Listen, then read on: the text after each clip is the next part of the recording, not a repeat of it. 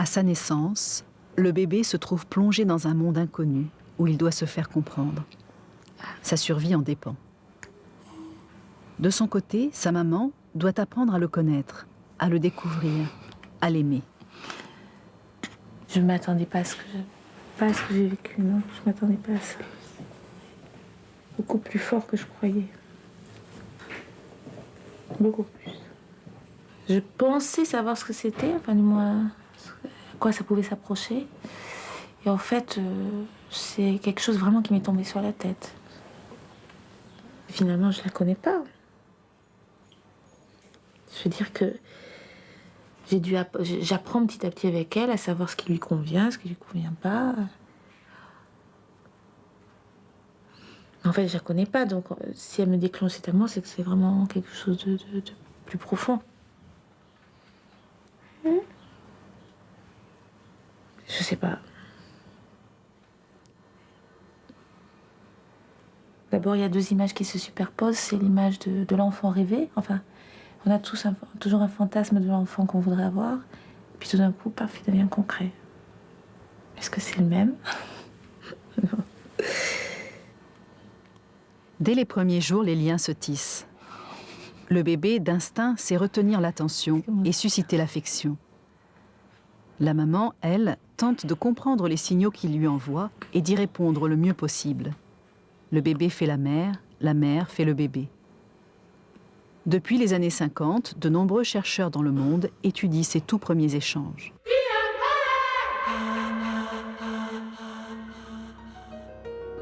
Le pionnier est le psychiatre et psychanalyste britannique John Bowlby. Il s'est inspiré des recherches sur les animaux et en particulier des découvertes de l'éthologue allemand Konrad Lorenz, faites à partir de son observation des oiseaux. Lorenz était là quand un oisillon brisa sa coquille et jeta son premier regard sur le monde.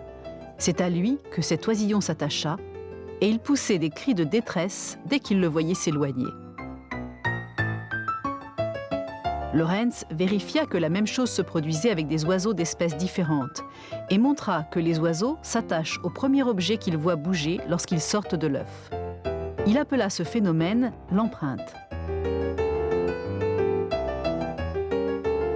Lorenz traversa alors une époque curieuse, pendant laquelle il était sans cesse suivi pas à pas par des couvées entières.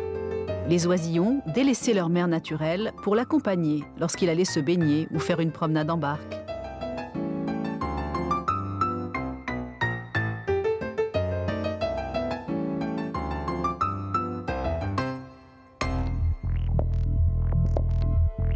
Persuadé que la relation d'amour entre la mère et l'enfant est fondamentale, le psychiatre américain Harry Harlow réalisa dans les années 50 une série d'expériences avec des bébés singes.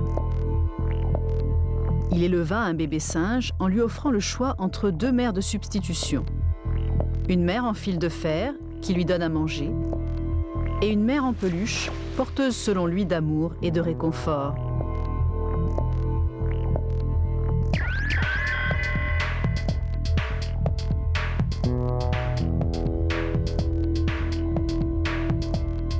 Dès que l'expérimentateur le libère, le bébé singe se nourrit à toute vitesse.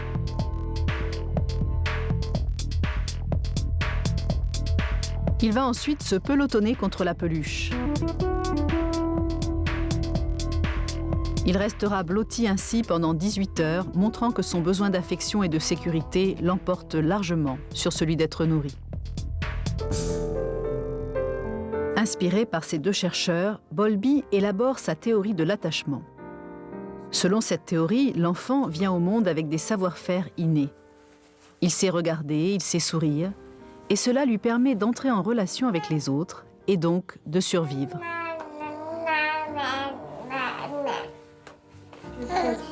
La mère, de son côté, est intuitivement en mesure d'être proche de son bébé. Ces échanges nourrissent l'attachement, qui est l'équivalent de l'empreinte chez l'animal.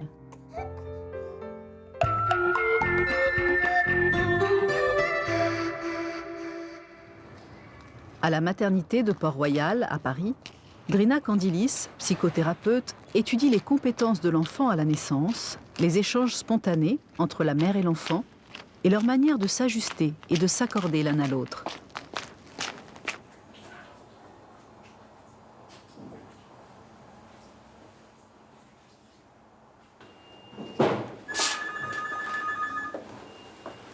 grand-chose. Donc voilà, le but de cet examen, c'est un peu de découvrir ensemble les spécificités individuelles de chaque enfant autour de ces signaux d'attachement qui sont prêts à fonctionner à la naissance. Et qui montrent que dès le départ, le bébé est un partenaire actif, hein, vraiment, comme vous le dites, autour de la tétée, mais on peut le dire aussi autour de beaucoup d'autres choses.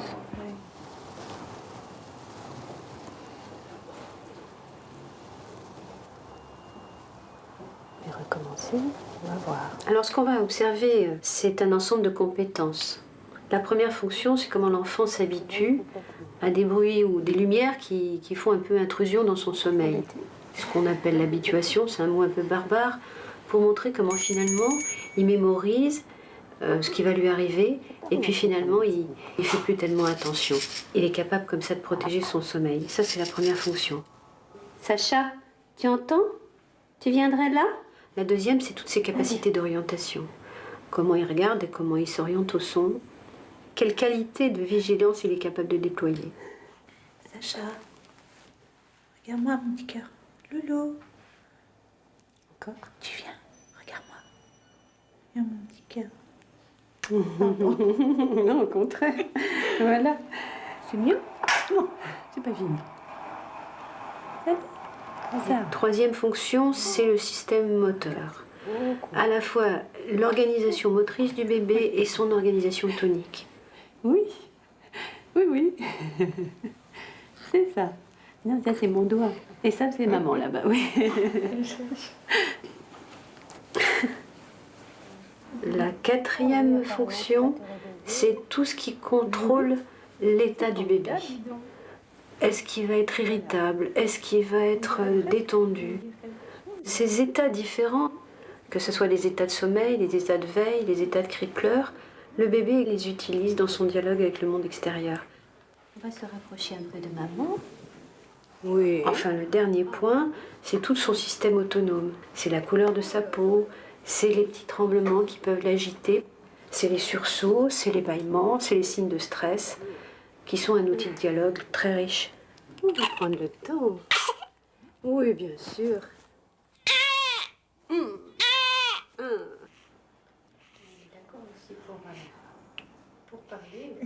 J'ai laissé de côté le réflexe de succion et le réflexe d'orientation, qui dans certains manuels s'appelle le réflexe de fouissement, comme pour justement s'enfouir dans le sein.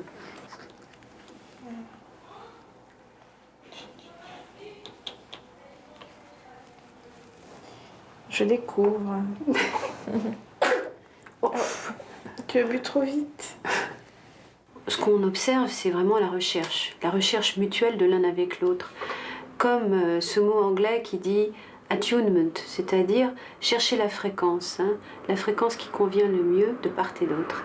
Et c'est vrai que c'est grâce à cette recherche de fréquence, un peu comme dans le tuner, qu'on peut arriver à une harmonisation du dialogue et une harmonisation des affects. Je te secoue un peu dans tous les sens. Tu vas manger maintenant?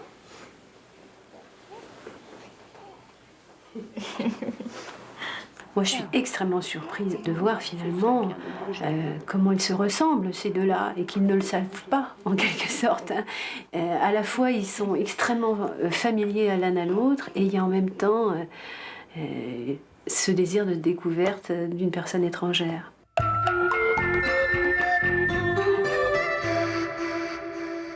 Ça c'est chouette, on est toute nue. Comme un petit poisson.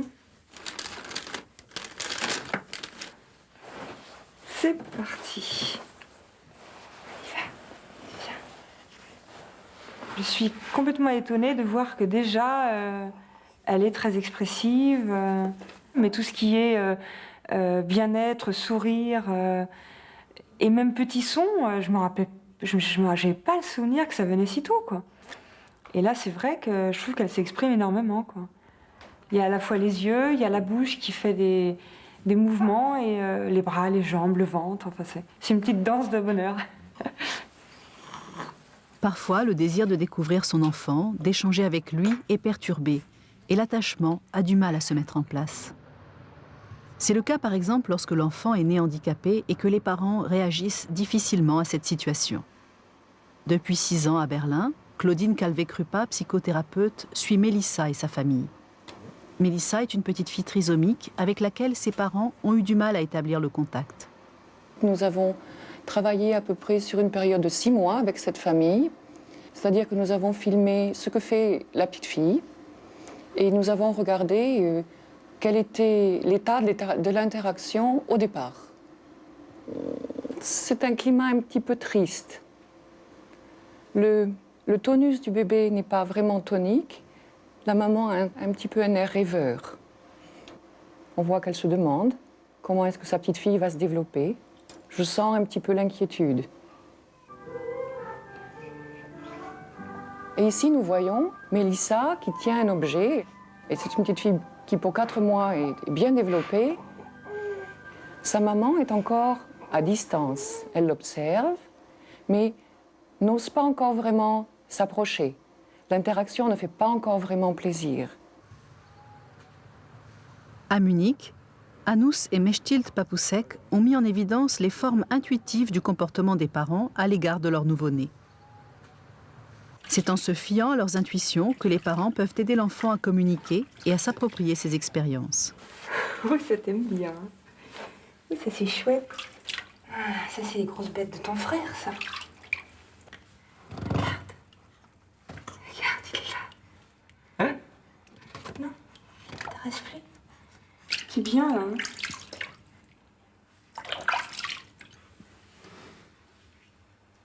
Tu me racontes quelque chose? Ah, Neige. C'est bien, là.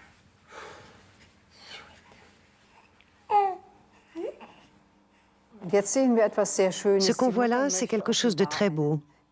La maman a envie d'établir le dialogue avec son bébé qui la regarde. Intuitivement, elle rapproche l'enfant à une distance où il peut voir son visage.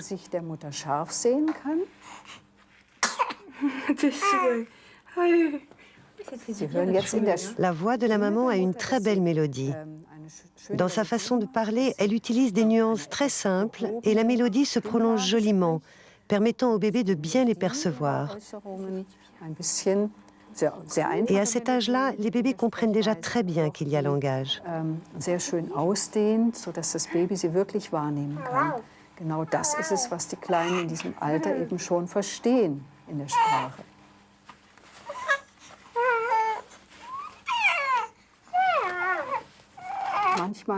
Parfois, pour établir un contact avec lui, nous appelons le bébé « Coucou, regarde-moi ». C'est comme le chant du coucou. Nous avons tous tendance à parler à un bébé dès la naissance. Mais pourquoi utilisons-nous la parole ? Les bébés arrivent déjà à différencier les sons, mais ils ne comprennent pas pour autant la parole. Ce qu'ils peuvent comprendre, c'est la mélodie. Et plus elle est simple, mieux ils la comprennent. Allez, dis-moi quelque chose. Tu me racontes quelque chose ? Ces mélodies transmettent des messages. Et nous l'avons constaté chez des mamans chinoises, américaines, allemandes, dans des formes très semblables, bien que les langues en elles-mêmes soient très différentes. C'est un schéma universel.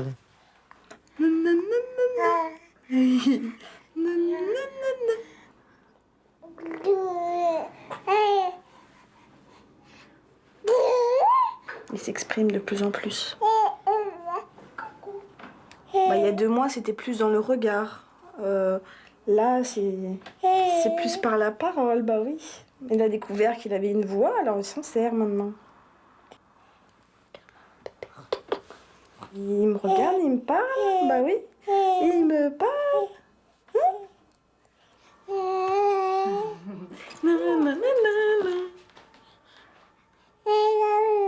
Oui.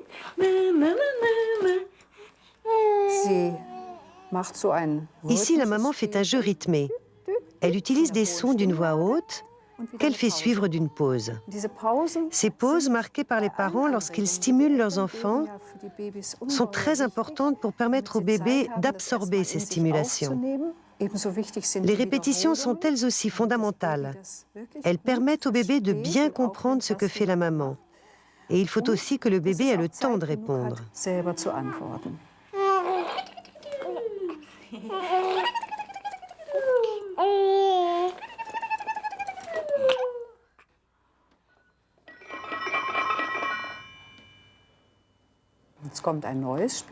Là, il y a un nouveau jouet.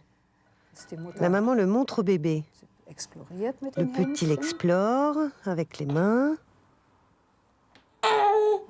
Mais tout à coup, il émet un son, et qui veut dire que c'est un peu trop, qu'il a besoin d'une pause. Il dit c'est trop, j'en ai assez, j'ai besoin d'une pause. Et il repousse l'objet.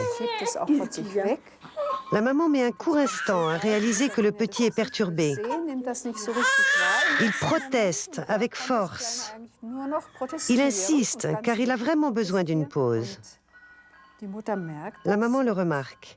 Elle a compris que sa stimulation était un peu trop forte et elle a éloigné l'objet. Le petit a maintenant récupéré. Il peut à cette distance observer de nouveau le jouet. Le jouet n'est plus aussi proche et la stimulation n'est plus aussi intense qu'avant.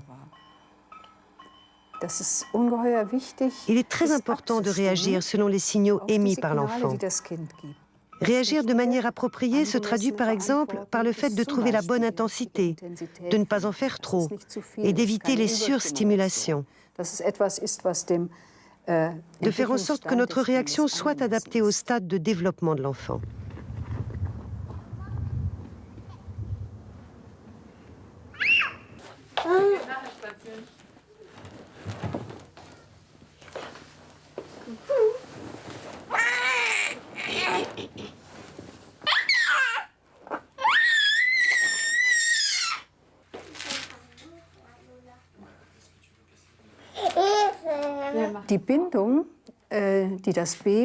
L'attachement que construit et développe l'enfant, tout particulièrement entre l'âge de 3 à 9 mois, est fondé sur ses expériences de communication précoce, qu'il répète au quotidien.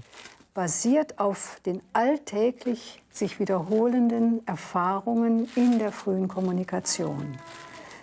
D'une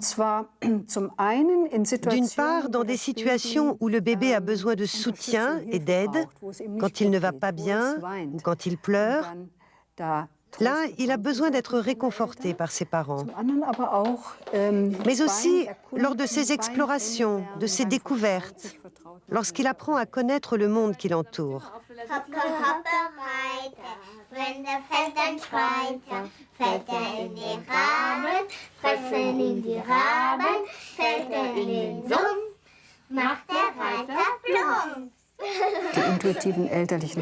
Les compétences parentales intuitives sont toujours guidées par le bébé. Quand le bébé a une réaction positive, la maman reçoit un signal réconfortant. Elle se dit « je me débrouille bien, je fais ça bien. Je peux avoir confiance en mes compétences intuitives. Je n'ai pas besoin de lire tous ces bouquins. »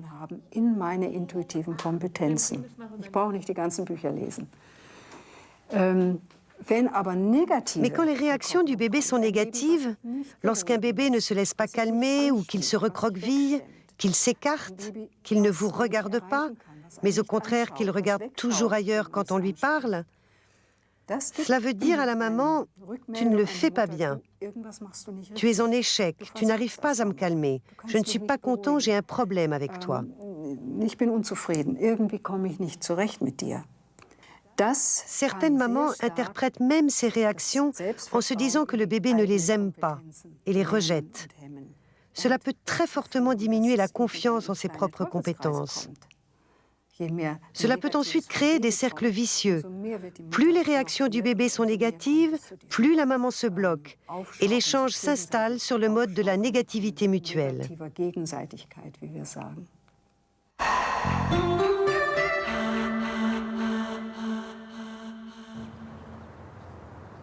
Ces moments où l'intuition naturelle des parents est perturbée peuvent être dus à la dépression, au stress, à des conflits au sein de la famille ou encore au handicap de l'enfant. Déconcertés par la trisomie de leur fille, les parents de Mélissa ont essayé de dépasser leur inquiétude par un excès de stimulation.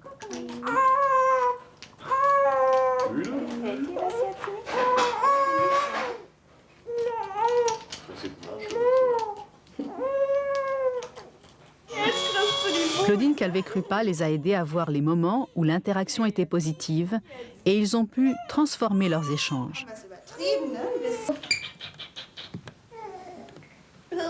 Là, nous sommes revenus 2 mois plus tard et nous avons constaté